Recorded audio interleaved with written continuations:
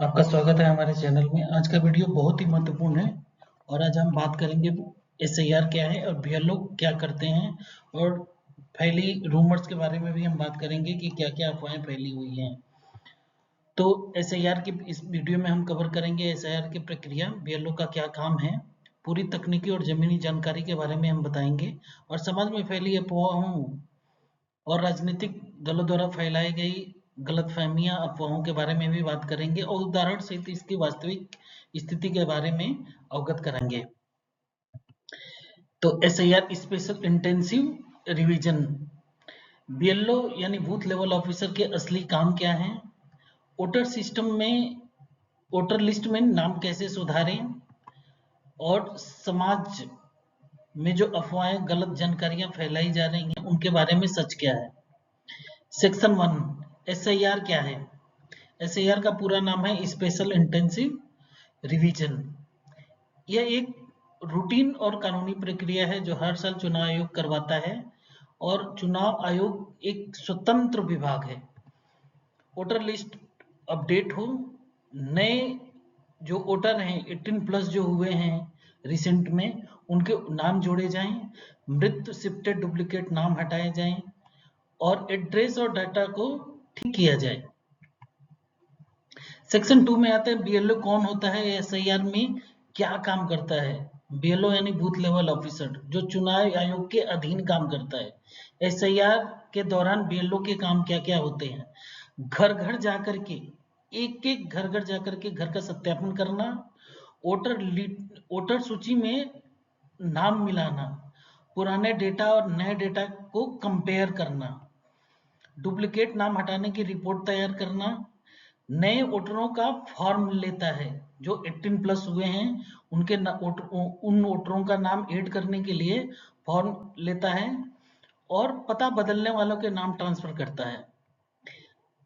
EPIC voter card की गलती सुधारता है, जो भी डेट ऑफ बर्थ हो या नाम हो या सरनेम हो, जो भी एड्रेस वगैरह जो भी गलती हो उसको रेक्टिफाई करता है और then Garuda and BLO app में अपडेट करता है जो चुनाव आयोग का ऐप है। सेक्शन 3, कौन कौन से फॉर्म भरे जाते हैं एसआईआर के दौरान, फॉर्म के नाम और उनके काम क्या है, फॉर्म नंबर कौन कौन से हैं। फॉर्म 6, नए वोटरों का नाम जोड़ने के लिए जो 18+ हुए हैं उनके नाम जोड़ने के लिए या किसी वजह से किसी का नाम छूट गया है उसके नाम को जोड़ने के लिए फॉर्म 6 का यूज करते हैं। फॉर्म 6B, आधार से लिंक करने के लिए, वोटर आईडी कार्ड एंड आधार को लिंक करने के लिए फॉर्म 6 को यूज करते हैं। फॉर्म 7 को मृत्यु व्यक्ति का नाम हटाना, डुप्लीकेट यानी जो दो दो जगह पे वोटर लिस्ट अपना बनाए हैं उनके नाम को हटाना या जो शिफ्ट हो गया है उनके नाम को हटाना दूसरे जगह पे। फॉर्म 8, नाम में सुधार करना, नाम, फोटो, पता, उम्र, ईटीसी जो भी है, अगर कुछ रेक्टिफिकेशन करने हैं अपने वोटर आईडी कार्ड में तो फॉर्म 8 भरे जाते हैं। फॉर्म 8A, असेंबली के अंदर एड्रेस को चेंज करने के लिए होता है। सेक्शन 4, एसआईआर की पूरी प्रक्रिया क्या है। चरण 1, बूथ का डेटा तैयार करना। बीएलओ को बूथ की वोटर लिस्ट दी जाती है, पिछले साल के रिकॉर्ड दिए जाते हैं।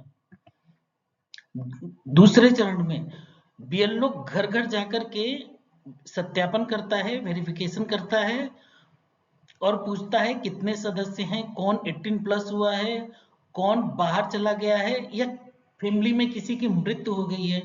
अगर कोई 18+ हुआ है तो उसके नाम को ऐड करता है, कोई बाहर चला गया है और वहां पे अगर वो अपना वोटर लिस्ट बनाया हुआ है तो उसका नाम वहां से हटाने के लिए फॉर्म भरवाता है और अगर किसी की मृत्यु हो गई है तो उसके भी नाम को वहां से रिमूव करता है और वो भी फॉर्म 7 भरने के बाद। चरण 3 में फॉर्म लेना और ऐप में अपडेट करना। बीएलओ फॉर्म लेता है और गरुड़ा बीएलओ ऐप जो कि इलेक्शन कमीशन का वोट है, पोर्टल है, वहां पे वो अपडेट करता है। चौथे चरण में डुप्लीकेट या गलत नाम की रिपोर्ट करना।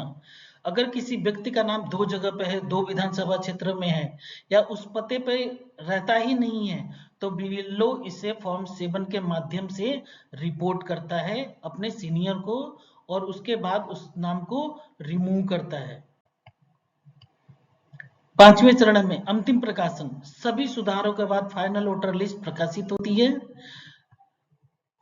सेक्शन 5, समाज में फैली गलतफहमियां और अफवाहें जो कि पूरी तरह से निराधार है। नाम तभी हटाया जाता है जब व्यक्ति की मृत्यु हो चुकी हो, वो पता छोड़कर जा चुका हो, या उसका नाम 2 जगह पे हो। जैसे एक जगह पे अपने गांव में रहता है, फिर किसी शहर में जाकर वहां रहने लगा और वहां पे अपना वोटर लिस्ट बना लिया, तो उस स्थिति में उसके नाम 2 जगह डुप्लीकेट शो होंगे और उस स्थिति में उसके नाम को रिमूव कर दिया जाएगा एक जगह से। और इसके लिए भी फॉर्म 7 लगाया जाता है और बिना फॉर्म 7 लगाए नाम हटाना पॉसिबल ही नहीं है। अफवाह ये भी है कि सरकार खास वोटरों की सूची बना रही है, जो कि पूरी तरह से निराधार और गलत है। एसआईआर हर साल होता है और इसको चुनाव आयोग कराता है। यह किसी पार्टी का काम नहीं है, चुनाव आयोग का काम है। वोटर किसी जाति, धर्म या पार्टी के आधार पर नहीं हटाए जाते हैं। अफवाह 3, 18 साल के नए लड़कों का नाम नहीं जोड़े जा रहे हैं, जो कि बिल्कुल भी गलत है। फॉर्म 6 के जरिए नए वोटरों को सबसे पहले जोड़ा जाता है। अगर कोई नाम नहीं जुड़ा तो कारण आमतौर पे डॉक्यूमेंट की कोई कमी होगी, गलत जन्म तिथि होगा, डेट ऑफ बर्थ होगा, या पते में मिसमैच होगा। पता में यानी डॉक्यूमेंट सही नहीं है, इसी स्थिति में नए नाम नहीं जोड़े जा सकते। अफवाह नंबर 4, बीएलओ वोटरों का आधार कार्ड लेकर गलत काम करेगा। बिल्कुल ही गलत। आधार केवल आइडेंटिटी वेरिफिकेशन के लिए होता है और किसी चीज के लिए नहीं। वोटर आईडी और आधार लिंकिंग स्वैच्छिक है। बीएलओ कोई मिसयूज नहीं कर सकता, सारा सिस्टम ही इनक्रिप्टेड है।